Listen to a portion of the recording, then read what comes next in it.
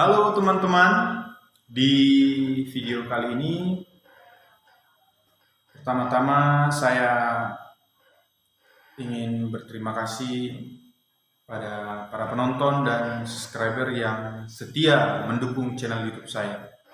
Bagi para penonton yang akan menonton YouTube saya, jangan lupa untuk di subscribe, like, dan komen channel YouTube saya, maupun bertanya melalui komentar-komentar. Saya akan menjawab pertanyaan daripada teman-teman sekalian.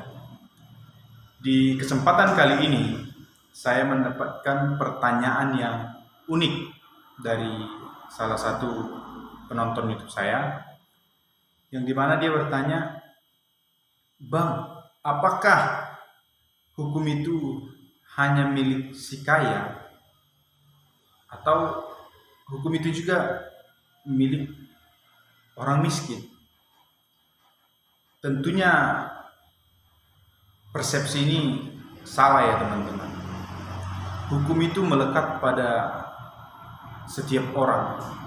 Jadi apalagi negara kita adalah negara hukum yang tidak pandang bulu, tidak tebang pilih. Karena setiap perbuatan yang melawan hukum, yang menimbulkan kerugian bagi orang, maka orang itu haruslah menanggung hukuman atau sanksi atas perbuatannya. Jadi itu teman-teman.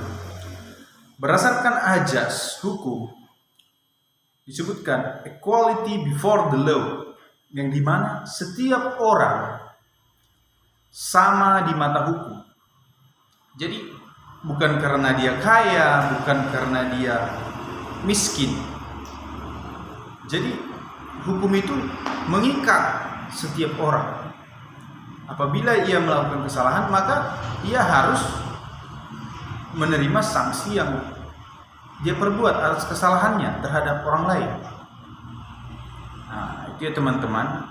Walaupun memang kita masyarakat ini melihat berita-berita yang terjadi baik melalui televisi maupun media sosial, yang dimana banyak memang hal-hal yang janggal mengenai hukum yang ada di Indonesia, terutama adanya mafia-mafia hukum, adanya mafia tanah, adanya yang sogok menyogok.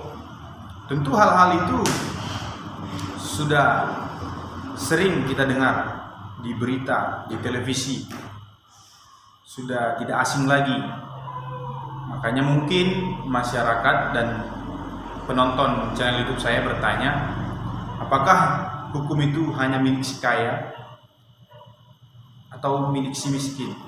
Atau hukum itu bisa dibeli? Hukum itu bisa dibeli dengan uang, hukum itu bisa dibayar dengan uang.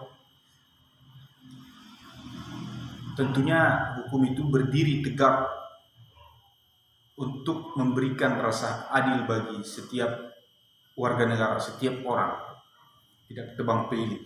Itulah hukum. Tetapi pada kenyataannya banyak hal-hal yang memang tidak bisa kita pungkiri, bahwasannya orang-orang yang berduit seakan-akan bisa memonopoli terhadap kesalahannya. Tapi kenyataannya teman-teman, itu tidaklah bisa, sudah tidak benar, itu tidak boleh dilakukan. Karena hukum harus ditegakkan walaupun langit akan runtuh. Jadi itu ya teman-teman. Semoga apa yang saya jelaskan di video saya kali ini memberikan manfaat dan pencerahan hukum bagi masyarakat Indonesia tentunya. Semoga kita tidak lupa untuk selalu belajar mengenai hukum yang ada di Indonesia ini. Karena pada dasarnya setiap orang dianggap tahu hukum, dianggap paham hukum.